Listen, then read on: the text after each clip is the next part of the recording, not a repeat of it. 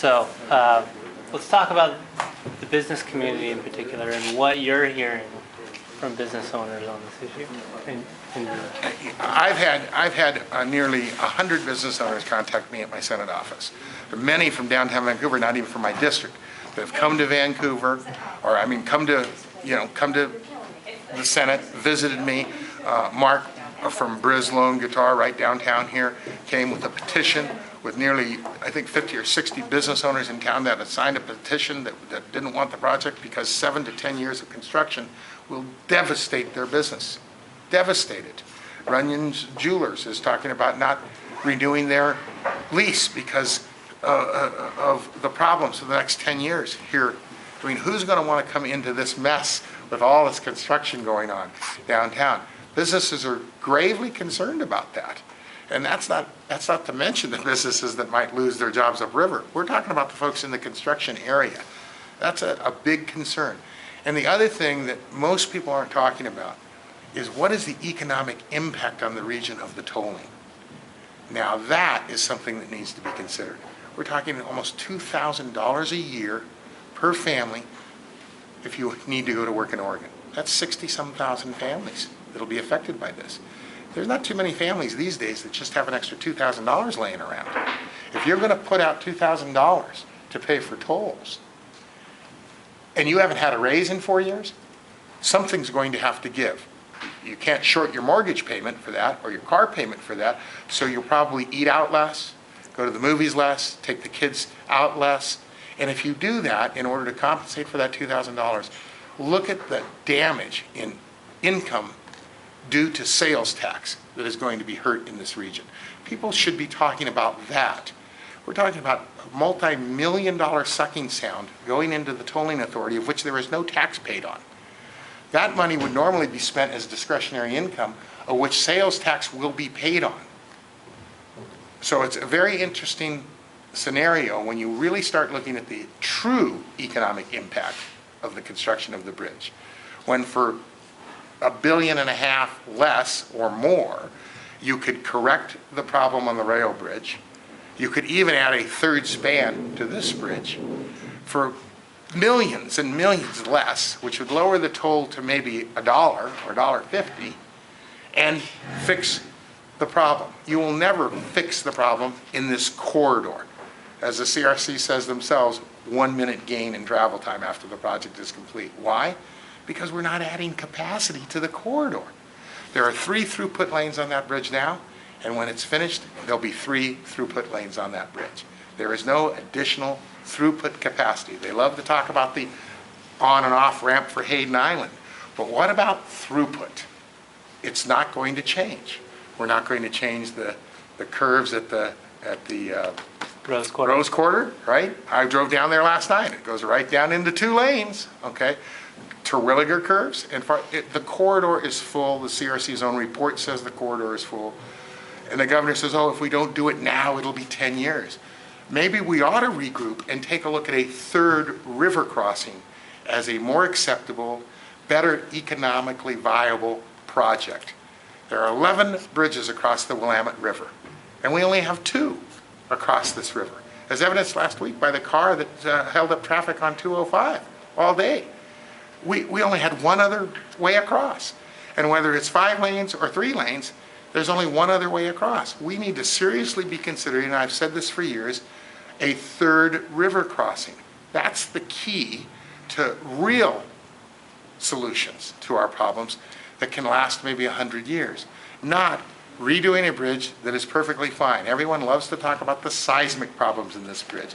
Do you realize we've been talking about seismic retrofits on bridges for 25 years? If you look at the Oregon Department of Transportation, there are 11 bridges within the vicinity here that are listed in more critical condition than this bridge. On the Washington list of seismic challenges, this bridge doesn't even list. In fact, Washington Department of Transportation doesn't have this bridge on their list of seismic deficient bridges. Yet they love to talk about the seismic problems here. But for 20 years when we've been doing these inventories on bridges and their deficiencies, this one has never been listed on Washington's list. That is suspect to me, okay? When the department came and presented to my committee The very first point on their bullet point was, oh, the seismic, the bridge is going to fall down any day routine. I asked a simple question of the secretary. In the 100 years this bridge has been here, out of all the seismic activity we've had, can you please list for me any damage that has been reported to have been sustained by the bridge? There was shock in her face. She had no answer. To her knowledge, there has never been a report of even the minorest of damage to that bridge due to seismic activity, and we've had plenty of it in the last 100 years around here. You know, they love to talk about a 9-point earthquake. I got news for you. In a 9-point earthquake, there's not going to be much left standing, let alone the bridge. So to spend $3.6 billion to replace a bridge that really doesn't have a problem is kind of a waste of taxpayers' money, especially when it's on a corridor that's already full. So these are some of the concerns myself and my colleagues have about this project. The other thing that's very concerning is the fact that in the project is $51 million for a TriMet maintenance facility. Washingtonians don't want to pay for a TriMet maintenance facility, or $2.7 million for an administrative facility, or $10 million for a museum. Most people don't know there's $10 million tucked away in this project for a museum. $15 million for a restoration project up at the Lewis River, if you can believe that. What does that have to do with this bridge? Another $350,000 for the steel bridge. I don't think Washingtonians want to pay to repair the steel bridge. Another $7 million for the Hood River Channel restoration. You've got to be kidding me. So millions of dollars for projects that have nothing to do with this bridge are tucked away into the funding of this project. Citizens don't want to have to pay tolls to pay for those other projects. That is completely ridiculous. This is the biggest port project to come down the pike since the Whoops project that failed here 30 years ago. So investors beware, okay? Because you're not going to get what is promised. In fact, if we look at the promise they made to us, we gave $50 million for planning that would be ready in 3 years, in 2005. The planning took over 5 years, almost double, and 3 times the amount of money. If we use their same success rate that they've used so far, the $3.6 billion will exceed $10 billion, and the construction cycle of 7 years will be 21 years long. That's if we follow the same success rate they've had so far. And who says it can't get worse? Even if it got 100% better, we're talking at $7 to $8 billion and 15 years of construction. So the track record so far on the CRC has been horrible. Why would you want to continue to feed a machine that has had that was 300% off on their original estimates and took almost 100% longer to deliver? In fact, they haven't delivered. There's not one permit yet issued for the project, not one. Do you think the length and the amount of time it took getting to where we're at today with the project was that they were being diligent and looking at different scenarios that might work? Or do you think that's just a result of... It's not what I think, it's what the Oregon Supreme Court has said. And the Oregon Supreme Court has said very clearly, written by the justice that wrote the majority opinion, that there was nothing to the fact that there would be congestion relief in this bridge. It was painted up with flowers and presented on a pretty platter for one reason and one reason only, if you look at the judge's own writing, and it was for the sole purpose of bringing light rail to Vancouver. That is what drove this process from the very beginning. And so the parameters that were laid out by the engineers, the scoping of the project that was laid out was designed to drive light rail. And what we have is a project that was instituted, designed, and scoped for the sole purpose of bringing light rail to Vancouver. All the rest of it was just icing on the cake as a lure to Washingtonians to accept the project. And that's been verified, like I said, by the Oregon State Supreme Court. Do you buy into then the idea of light rail being something that's worth paying for now as an investment for the future, for future transportation needs? Rail travel is an 1850s technology. No, I don't think we should be investing in 1850s technologies.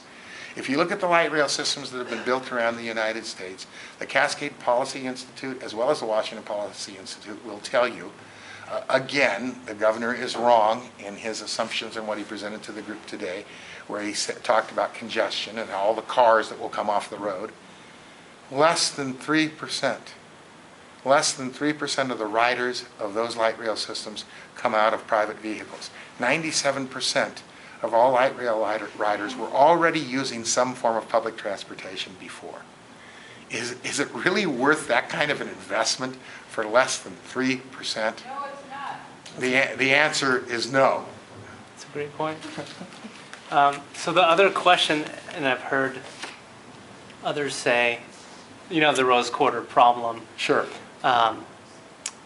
that, well, you know, something could be good coming out of the fact that if we build the bridge and then it becomes a rose quarter problem, that at least that's putting more of the onus on Portland and Oregon to deal with their problem. And we're putting it in their hands to say, now it's squarely on you. Could that be a good thing, do you think? Or Well, I would, if I was an Oregonian, I would be furious at my legislature for the pork that has been involved in this project. I mean, look at the pork. I don't think the citizens of Oregon realize this. I would venture a guess that most legislators that voted for it don't realize the pork that's in this project. And when legislators that voted for it find out about this pork, some of them aren't going to be very happy, I can tell you that, because they've been misled by their colleagues all over this jobs, jobs, jobs concept. The CRC has fabricated the jobs numbers. Even the economist at the Oregon Department of Employment Security has said in articles that they used a bogus calculation to determine these jobs.